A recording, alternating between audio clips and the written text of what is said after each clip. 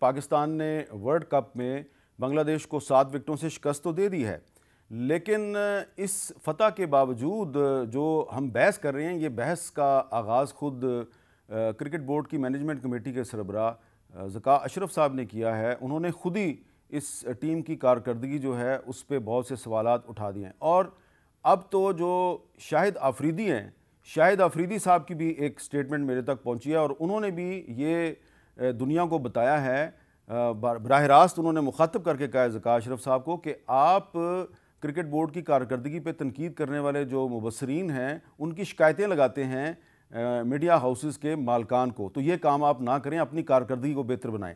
तो सिकंदर बख्श साहब, अब मैंने आपसे ये पूछना है कि हमने चले जो पाकिस्तान की क्रिकेट टीम की इंटरनेशनल लेवल पे जो परफॉर्मेंस है उस पर तो बात कर ली, लेकिन डोमेस्टिक क्रिकेट जो है वो भी पिछले कुछ अरसे में उस पर भी बड़ा असर पड़ा है।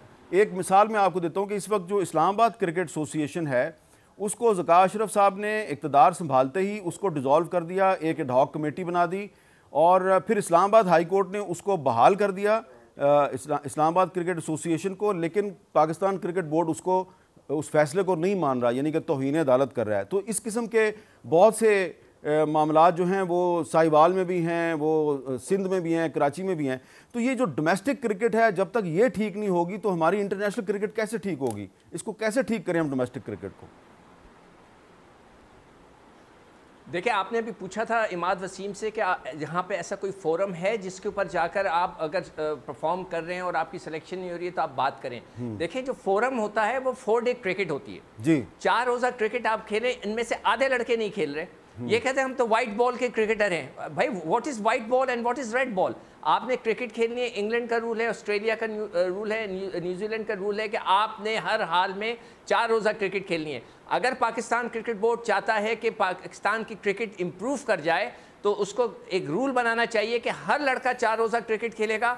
अगर वो नहीं खेलेगा तो वो PSL भी नहीं खेल सकता, ना वो उसको हम NOC देंगे बाहर जाने की, ये सारे लड़के खेलेंगे।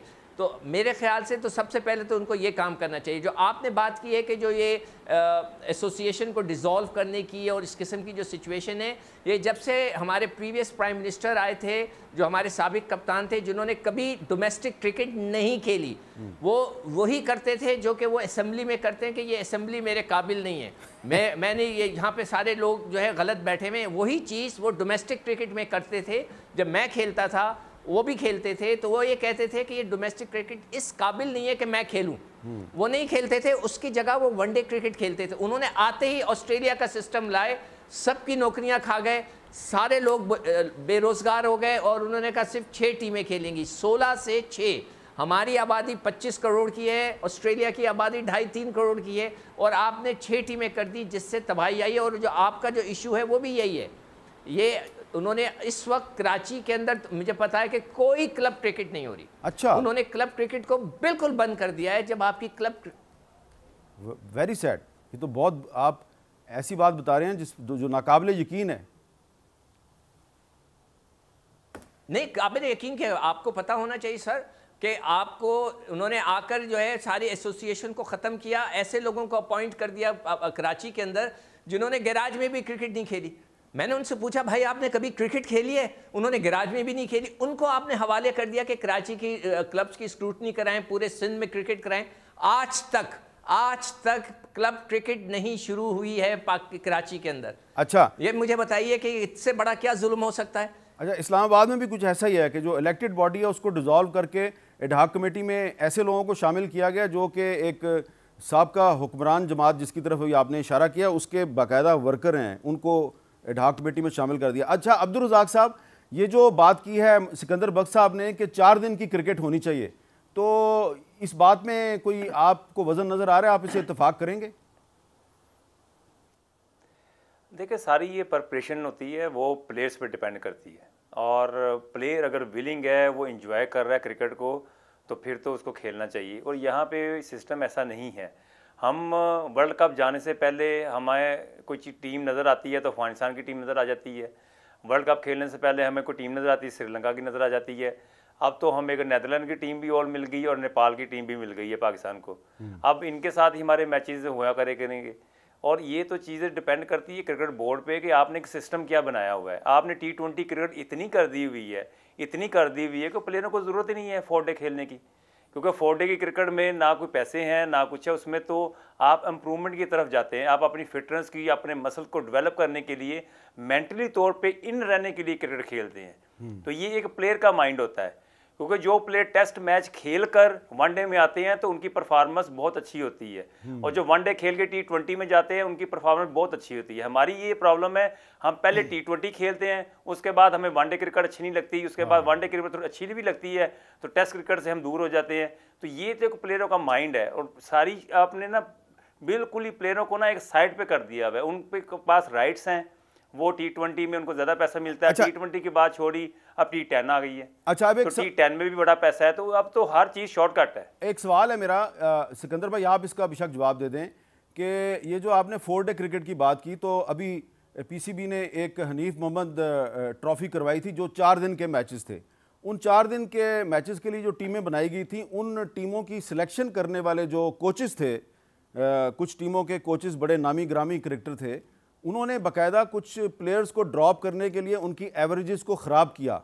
गलत अगर उसने किसी ने 150 स्कोर किया हुआ तो उन्होंने कहा इसने तो 4 मैचों में 50 स्कोर किया है।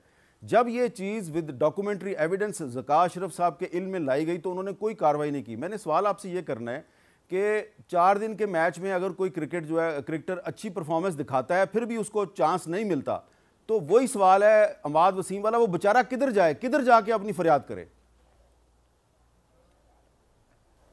देखिए, ये जो आप बात कर रहे हैं ना, मैंने जैसे कहा कि पहले ये होता था, जो कराची के सिलेक्टर होते थे वो कराची की टीम सेलेक्ट करते थे, पंजाब के लड़के जो सेलेक्टर होते थे पंजाब की, NWFP के सेलेक्टर्स MWFP के। अब क्रिकेट बोर्ड ने हर चीज़ अपने पास कर ली है, सेंट्रलाइज कर दिया, आपने उसको फैलाना है। अब क्रिकेट बोर्ड अपने सेलेक्टर भेजता है। मुझे ये शिकायत तक आई है कि सेलेक्टर्स ने जो टीम को, लड़कों को सेलेक्ट करने के लिए पैसे मांगे। ये भी शिकायत आई है, मुझे कंफर्मेशन नहीं है, मैं नाम नहीं ले सकता, मगर शिकायत लड़कों ने की है कि उन्होंने बोला कि ठीक है हम खिला देंगे, हमें आप पैसे कितने दोगे, अपने हिस्से में से 10% दो, ये तक शिकायत आई है। तो ये जो चीज़ है, ये जो जितने भी आप लोगों ने, इन लोगों ने कोचेस बनाए, इसलिए मैं डिपार्टमेंटल क्रिकेट को सपोर्ट करता हूँ। एक तो बच्चों को नौकरियाँ मिलती हैं, मैं खुद डिपार्टमेंट में 25 साल रहा हूँ, वहाँ पर इतना सख्त होता है कंपटीशन, वो जो बॉसेस होते हैं वो कहते हैं हम हारना नहीं है, वहाँ पे बेमानी नहीं होती इतनी। ये जो लोग कहते हैं, उन्होंने कहा जब वो आए थे मोहम्मद वसीम साहब इंग्लैंड से, कि जनाब वहाँ पे 30-30 साल के बच्चे खेलते हैं, और ख़ुद जब उन्होंने टीम बनाई तो उसमें सारे 35 साल के 40% जो थे 35 साल के लोग थे। बिल्कुल आप सही कह रहे हैं। पता नहीं इन लोगों को, ये हमारे जो, बिल्कुल ठीक है। यहाँ इस्लामाबाद में भी ऐसा ही हुआ है। इस्लामाबाद की टीम का एक कोच जो है वो खुद 32 साल का है और उसकी टीम में 35-35 साल के लड़के खेल रहे थे अभी हनीफ मोहम्मद ट्रॉफी में। मेरा वक्त ख़त्म हो गया। आखिर में मैं कहूँगा कि पाकिस्तान की जो इंटरनेशनल लेवल पे क्रिकेट है सिर्फ उस सूरत में ठीक होगी अगर आप डोमेस्टिक क्रिकेट को ठीक करेंगे, और क्रिकेट बोर्ड को सियासत से पाक करना चाहिए। क्रिकेट बोर्ड में सियासतदानों की मुदाखलत जो है इसको रोकना चाहिए। इसके बगैर आप पाकिस्तान की क्रिकेट को नहीं बचा सकते।